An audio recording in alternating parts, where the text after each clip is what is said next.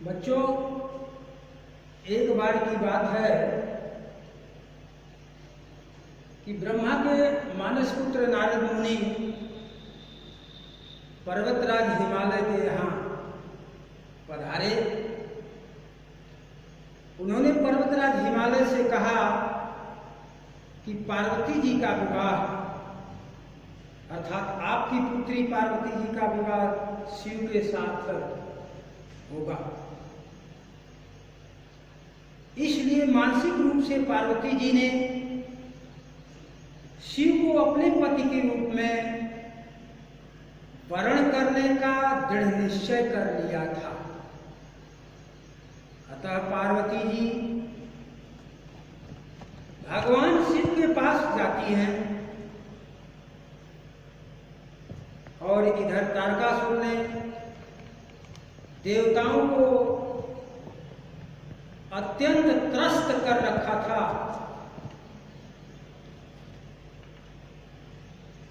जब ब्रह्मा जी से उसके वध का उपाय पूछा गया तो ब्रह्मा जी ने देवताओं को बताया कि उनके शत्रु तारकासुर को शिव तथा पार्वती से उत्पन्न पुत्र ही मार सकता है। इसलिए देवराज इंद्र ने शंकर जी की तपस्या भंग करके उनके हृदय में पार्वती के प्रति प्रेम उत्पन्न करने के लिए पार्वती के साथ कामदेव को भेजा। इंद्र के इस आदेश को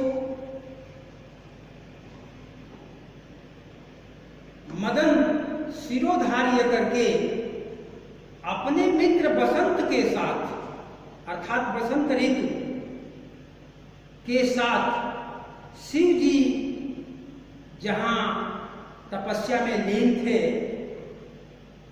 उस स्थल पर पहुंचे।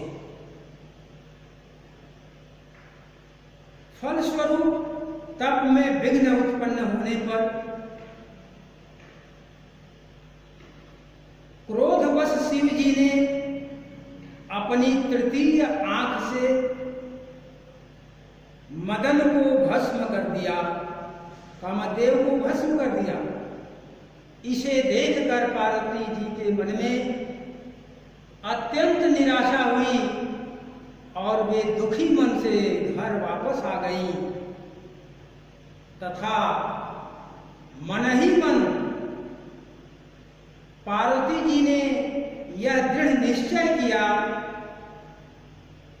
कि शिव को प्राप्त करने के लिए मैं कठोर तपस्या करूंगी। इसी वर्णन को महाकवि कालिदास ने कुमार संभव के पंचम सर्ग में दर्शाया, जिसका पहला श्लोक है पंचम सर्ग का पहला श्लोक, तथा समक्षम दहता मनोभवम पिनाकिना भग्न मनोरथा सती निनिंद रूपम हृदयेन पार्वती प्रियेषु सौभाग्य फलाहि चारुता। अर्थात तथा समक्षम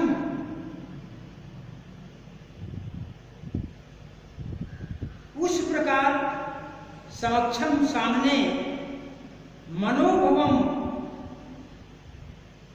अर्थात कामदेव को दहता पिनाकिना भस्म करते हुए, पिनाकिना माने शिव जी ने भग्न मनोरथा सती पार्वती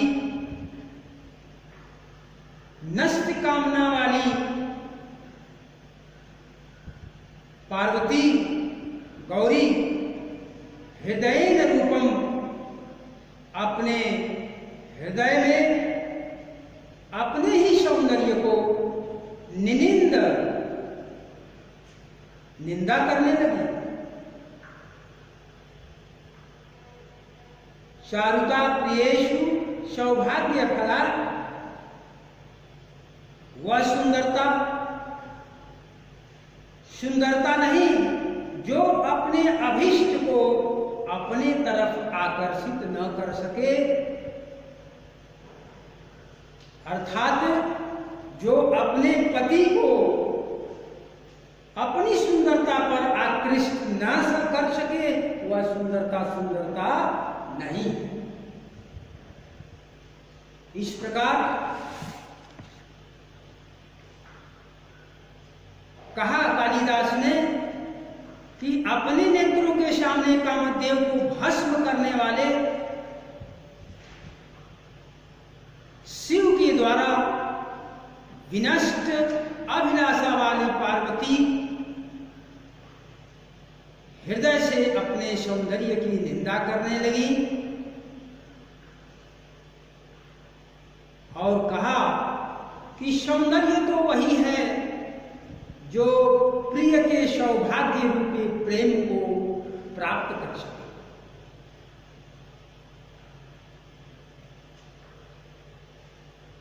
कालिदास इसी प्रकार पार्वती की मनोदशा का शब्द चित्र पंचम सर्ग के प्रथम श्लोक में उपस्थित किया है कि हिमालय पुत्री पार्वती ने जब उस प्रकार से अपनी आंखों के सामने कामदेव को भगवान शिव द्वारा भस्म होते हुए देखा, तो वह पति रूप में शिव को प्राप्त करने का जो मनोरथ पाल रखा था, उस मनोरथ में बड़ी निराशा हुई। वह समझ गई कि भगवान शिव इस प्रकार मुझे पति रूप में प्राप्त नहीं हो सकते। इसलिए पार्वती जी ने मन ही मन अपने सौंदर्य की निंदा करने लगी, क्योंकि अपने जिस सौंदर्य के बल पर शिव को अपनी तरफ आकर्षित करना चाहती थी, आकृष्ट करना चाहती थी, ऐसा कुछ नहीं हो सका। यहां कवि का कहना है, कालिदास का कहना है कि वास्तविक सौंदर्य वही होता है जो अपने प्रियजनों का प्रेम पात्र बन सके, प्रियजनों को अपने तरफ आकर्षित कर सके। यदि स्त्री अपनी सुंदरता से अपने प्रियतम को ना लुभा सके, तो उसकी सुंदरता व्यर्थ है। उसे समझना चाहिए कि उसका वह माना हुआ सौंदर्य वास्तविक सौंदर्य नहीं है और प्रियजन को आकृष्ट न करने के कारण वह व्यर्थ है।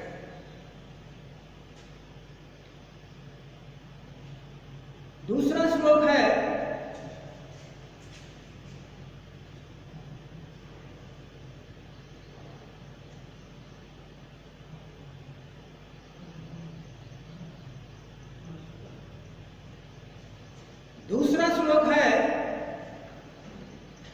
येष सा कर्तुम बंध्य रूपताम समाधिता अस्थाय तपोभिरामनः अवाप्य एव कथम अन्यथा द्वयम तथा विधम प्रेम पति च तादृश। सा समाधि आस्थाय, समाधि एकाग्रता को, समाधि को, आस्थाय माने अवलंबन सहारा बना करके तपोभि आत्मनः, अनुष्ठान के द्वारा, अपने सिद्धि के द्वारा अवध्य रूपता कर्तुम, सार्थक सुंदरता करने की, अर्थात अपनी सुंदरता को सार्थक बनाने के लिए येष पार्वती ने कामना की। अन्यथा तथाविधम, और नहीं तो उस तरह का स्नेह, तादृशः, और वैसा पति वर द्वयम कथम, दोनों कैसे अवाप्यते माने प्राप्त किए जा सकते हैं, अर्थात दोनों नहीं प्राप्त हो सकता।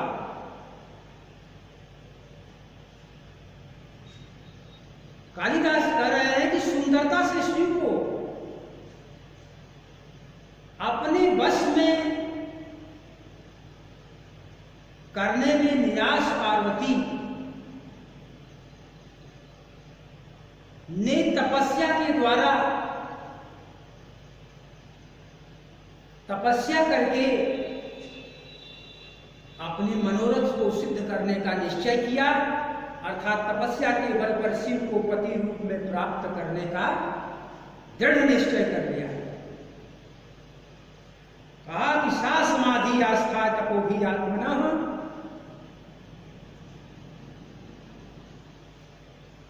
पार्वती जी अपने मन से शिव जी को पति रूप में वर्ण कर चुकी थी। और बच्चों, भारतीय संस्कृति में नारी केवल एक ही पति का वर्ण करती है,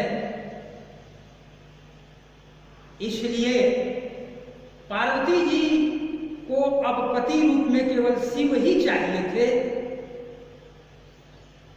इसलिए पार्वती जी आत्मनः, अपने अवध्य रूपताम कर्तुम, सौंदर्य के आधार पर शिव को प्रसन्न होता न जानकर पार्वती ने निश्चय किया कि शिव को अपनी कठोर एवं विधि विधान पूर्वक की गई तपस्या से ही वश में किया जा सकता है, क्योंकि तपस्या के द्वारा अत्यंत दुष्कर मनोकामना की सिद्धि भी हो जाती है। अतः ऐसा ही दृढ़ निश्चय कर पार्वती ने एकाग्रचित्त होकर के तप के द्वारा अपने सौंदर्य को सार्थक करने की इच्छा जाहिर की। नहीं तो उस प्रकार का उत्कृष्ट पति, प्रेम तथा शिव जैसे पति, ये दोनों किस भांति प्राप्त किए जा सकते हैं, अर्थात बिना तपस्या के मृत्यु पर विजय प्राप्त करने वाला शिव सदृश पति, तादृशा शिव सदृश पति तथा पति का उत्कृष्ट प्रेम अनुराग, ये दोनों बातें दुर्लभ, ऐसी बातों को प्राप्त कर लेना संभव नहीं है। ऐसी धारणा, ऐसी बातें पार्वती के हृदय में उत्पन्न हुई। सा समाधि आस्था तपोभि आत्मनः अवध्य रूपताम कर्तुम येष अन्यथा तथा विधम प्रेम तादृशम पति च द्वयम कथम वा अवाप्नुते। उस पार्वती ने समाधि लगाकर तप के द्वारा अपनी सुंदरता को सफल बनाने की इच्छा की, नहीं तो उस तरह का अलौकिक प्रेम और शिव के समान पति, ये दोनों एक साथ कैसे प्राप्त किए जा सकते हैं? अर्थात नहीं प्राप्त किए जा सकते।